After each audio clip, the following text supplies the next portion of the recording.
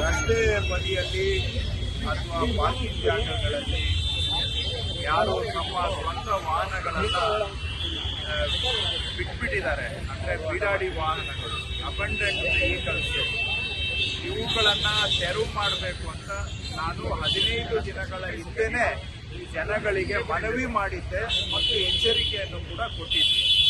ಆದರೂ ಜನ ಅವರ ಗಾಡಿಗಳನ್ನ ರಸ್ತೆಗಳಲ್ಲಿ, ಫುಟ್ಪಾತ್ಗಳಲ್ಲಿ ಎಲ್ಲಂದ್ರೆ ಅಲ್ಲೇ ಬಿಟ್ಟು ಇದರಿಂದ ಸಾರ್ವಜನಿಕರು ಓಡಾಡೋದಕ್ಕೂ ತೊಂದರೆ ಮಾಡ್ತಾ ಇದ್ದಾರೆ. ಅಷ್ಟೇ ಅಲ್ಲ, ಜನಗಳಿಗೆ ಸೇರಿದ ಜಾಗವನ್ನ ಅವರು ಅತಿಕ್ರಮಣ ಮಾಡ್ಕೊಂಡಿದ್ದಾರೆ ಸ್ವಂತಕ್ಕೆ. ಮತ್ತೆ ಈ ವಾಹನಗಳು ನಾವು ಇದು ತಿಂಗಳುಗಟ್ಟಲೆ ಇಲ್ಲೇ ಬಿಟ್ಟು ಹೋಗಿರ್ತಾರೆ, ಯಾರಿಗೆ ಸೇರಿತು ಅಂತ ಗೊತ್ತಿಲ್ಲ.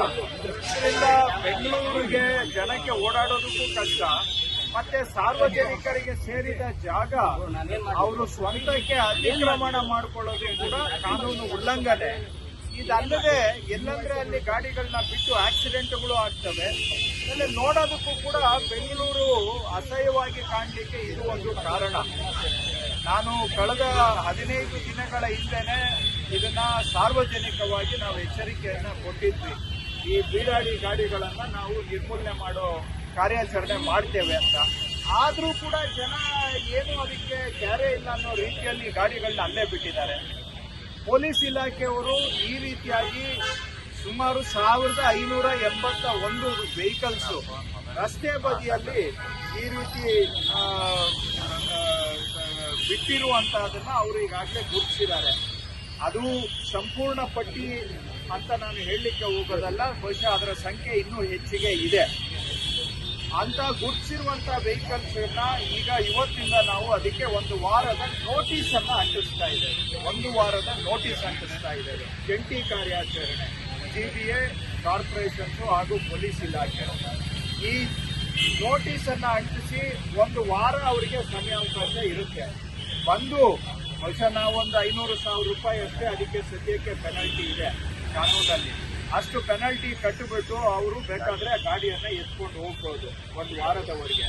1 ವಾರದಲ್ಲಿ ಅವರು ಗಾಡಿ ತಗೊಳ್ಳಿಲ್ಲ ಅಂತ ಹೇಳಿದ್ರೆ ನಾವು ಅದನ್ನ ಇಲ್ಲಿಂದ ಟೋಯಿಂಗ್ ಮಾಡಬೇಕಾಗುತ್ತೆ. ಟೋಯಿಂಗ್ ಮಾಡಿದ್ಮೇಲೆ ಅದಾದ ನಂತರನೂ ಕೂಡ ಅವ್ರಿಗೆ ಸಮಯ ಇರುತ್ತೆ, ಬಂದು ಅವರು ಟೋಯಿಂಗ್ ಚಾರ್ಜಸ್ ಪೆನಾಲ್ಟಿ ಕಟ್ಬಿಟ್ಟು ಗಾಡಿಯನ್ನ ತಗೊಳ್ಬಹುದು. ಇಲ್ಲ ಅಂತ ಹೇಳಿದ್ರೆ ಟೋಯಿಂಗ್ ಮಾಡಿದ್ಮೇಲೆ ನಾವು ಅದನ್ನ ಪೇಪರ್ ಅಲ್ಲಿ ಒಂದು ನೋಟಿಸ್ ಕೊಟ್ಟು 15 ದಿನ ಕಾದು ಆನಂತರ ಅವುಗಳನ್ನ ಆಕ್ಷನ್ ಮಾಡ್ತೇವೆ. ಅದನ್ನ ಆಕ್ಷನ್ ಅಲ್ಲಿ ಯಾರು ಬೇಕೋ ಪಾರ್ಟಿಸಿಪೇಟ್ ಮಾಡಿ ಅದನ್ನ ಆಕ್ಷನ್ ಅಲ್ಲಿ ಕೊಂಡ್ಕೊಳ್ಬಹುದು. ಈ ರೀತಿಯಾದಂತ ಒಂದು ಕಾರ್ಯಾಚರಣೆಯಿಂದ ಇವತ್ತು ಆರಂಭ ಮಾಡಿದ್ದೇವೆ. ಇವತ್ತು ನೋಟಿಸ್ ಅನ್ನ ಅಂಟಿಸಿ ಆ ವೀಲ್ಗೆ ನಾವು ಲಾಕ್ ಅನ್ನ ಹಾಕಿದ್ದೇವೆ. ಅವರು ಗಾಡಿಯನ್ನ ತೆರವು ಮಾಡ್ಲಿಕ್ಕೆ ಆಗುದಿಲ್ಲ ಅಂತ ನಾನು ಪೊಲೀಸ್ ಇಲಾಖೆಯವರಿಗೆ ಹೇಳಿದ್ದೇನೆ. ಇದು ಪದೇ ಪದೇ ಇಲ್ಲಿಂದ ತೆಗೆದ್ಬಿಟ್ಟು ಹೋಗಿ ಇನ್ನೊಂದು ಕಡೆ ಹಾಕಿದ್ರೆ ಅಂತವುಗಳನ್ನ ಗುರುತಿಸಿ ಅವಕ್ಕೆ ಸ್ವಲ್ಪ ಸಿವಿಯರ್ ಪೆನಾಲ್ಟಿ ಹಾಕೋದಕ್ಕೂ ಕೂಡ ಒಂದು ದಾರಿಯನ್ನ ಹುಡುಕ್ಬೇಕು ಅಂತ ಹೇಳಿದ್ದೇನೆ. ಯಾಕಂದ್ರೆ ಬಹಳ ಸಲೀಸು ಇಲ್ಲಿ 1000 ರೂಪಾಯಿ ಕಟ್ಬಿಟ್ಟು ತಗೊಂಡೋಗಿ ಇನ್ನೊಂದು ಜಾಗದಲ್ಲಿ ಬಿಟ್ಕೊಳ್ಳೋದು. ಸೊ ಯಾರು ರಿಪೀಟೆಡ್ ಅಫೆಂಡರ್ಸ್ ಇರ್ತಾರೆ ಅವರಿಗೆ ಸಿವಿಯರ್ ಪೆನಾಲ್ಟಿಯನ್ನ ಮಾಡಬೇಕು ಅನ್ನುವಂಥದ್ದು ಹೇಳಿದ್ದೇನೆ. ನಾನು ನಮ್ಮ ಹತ್ರ 1581 ಗಾಡಿಗಳು ಪಟ್ಟಿ ಇದೆ, ಬಟ್ ಇದೇ ಸಂಪೂರ್ಣ ಪಟ್ಟಿ ಅಂತ ನಾನು ಹೇಳ್ತಾ ಇಲ್ಲ. ಟ್ರಾಫಿಕ್ ಪೊಲೀಸ್ದು ಅಸ್ತ್ರಮ್ ಅಂತ ಒಂದು ಆ್ಯಪ್ ಇದೆ. ಆ ಅಸ್ತ್ರಮ್ ಆ್ಯಪ್ನಲ್ಲಿ ಸಾರ್ವಜನಿಕರು ಕೂಡ ಇಂತಹ ಬೀಡಾಡಿ ವಾಹನಗಳನ್ನ ಟ್ರಾಫಿಕ್ ಪೊಲೀಸ್ಗೆ ರಿಪೋರ್ಟ್ ಮಾಡಬಹುದು. ಅಸ್ತ್ರಮ್ ಆ್ಯಪ್ ಮುಖಾಂತರ ನಿಮಗೆ ಬೀಡಾಡಿ ಗಾಡಿ ಯಾವುದಾದ್ರೂ ಇದ್ರೆ ಅದನ್ನ ನೀವು ಸರ್ಕಾರದ ಗಮನಕ್ಕೆ ಟ್ರಾಫಿಕ್ ಪೊಲೀಸ್ನ ಅಸ್ತ್ರಮ್ ಆ್ಯಪ್ ಮುಖಾಂತರ ತಗೊಂಡು ಬಂದ್ರೆ ಅಲ್ಲೂ ಕೂಡ ನಾವು ಇದೇ ಕಾರ್ಯಾಚರಣೆಯನ್ನ ಮಾಡ್ತೇವೆ. ಅವರಿಗೆ ನೋಟಿಸ್ ಅಂಟಿಸ್ತೇವೆ, ಆ ಗಾಡಿಗೆ 1 ವಾರ ಕಾದು ನೋಡ್ತೇವೆ. ಅವ್ರು 1 ವಾರದಲ್ಲಿ ರೀಕ್ಲೈಮ್ ಮಾಡಲಿಲ್ಲ ಅಂತ ಹೇಳಿದ್ರೆ ಅವನ್ನೂ ಕೂಡ ನಾವು ಟೋವಿಂಗ್ ಮಾಡ್ತೇವೆ. ಒಟ್ಟಾರೆ ಬ್ಯಾಂಗ್ಳೂರಲ್ಲಿ ಸುಧಾರಣೆ ಆಗಬೇಕು. ರಸ್ತೆ ಬದಿಗಳಲ್ಲಿ ಎಲ್ಲಂದ್ರೆ ಅಲ್ಲಿ ಈ ತರ ಗಾಡಿಗಳನ್ನ ಬಿಟ್ಬಿಟ್ಟು ಸಾರ್ವಜನಿಕ ಜಾಗ ಅತಿಕ್ರಮಣ ಮಾಡೋದಕ್ಕೆ ಕಡಿವಾಣ ಹಾಕಬೇಕು, ಪಾದಾಚಾರಿಗಳಿಗೆ ಆಗ್ತಕ್ಕಂಥ ಅಡಚಣೆಯನ್ನು ಕಡಿಮೆ ಮಾಡಬೇಕು, ಜನ ನೆಮ್ಮದಿಯಾಗಿ ಬದುಕೋದಕ್ಕೆ ಅನುಕೂಲ ಆಗಬೇಕು.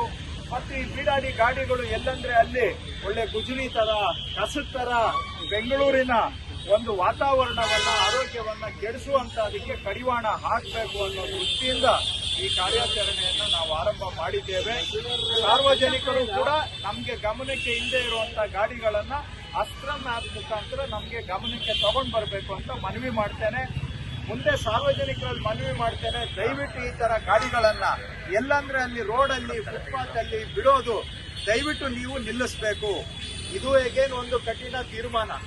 ಇದು ಯಾರಲ್ಲಿ ಬಿಟ್ಟಿದ್ದಾರೆ ಅವ್ರಿಗೆ ಬಹುಶಃ ಸಿಟ್ಟು ಬರ್ಬೋದು, ಆದ್ರೆ ನೀವು ಮನೆಯಲ್ಲಿ ಇಟ್ಕೊಳ್ಳಿ ನಿಮ್ ಗಾಡಿಯನ್ನ, ಅಥವಾ ಎಲ್ಲಾದ್ರೂ ಸ್ವಂತ ಜಾಗದಲ್ಲಿ ಇಟ್ಕೊಳ್ಳಿ. ಅದನ್ನ ಬಿಟ್ಬಿಟ್ಟು ರೋಡ್ ಸಿಕ್ಕಿದೆ ಅಂತ ಹೇಳಿ ಎಲ್ಲಂದ್ರೆ ಅಲ್ಲಿ ನೀವು ಗಾಡಿ ಬಿಸಾಕೋದಿಕ್ಕೆ, ರೋಡು ಏನು ಒಂಥರ ಗುಜರಿ ಜಾಗ ಅಲ್ಲ, ರೋಡು ಸಾರ್ವಜನಿಕರಿಗೆ ಸೇರಿದ್ದು, ಸಾರ್ವಜನಿಕರ ಸ್ವತ್ತು. ಅದನ್ನ ನಾವೆಲ್ಲರೂ ಕೂಡ ಗೌರವಿಸಬೇಕು ಅಂತ ನಾನು ಮನವಿ ಮಾಡ್ತೇನೆ.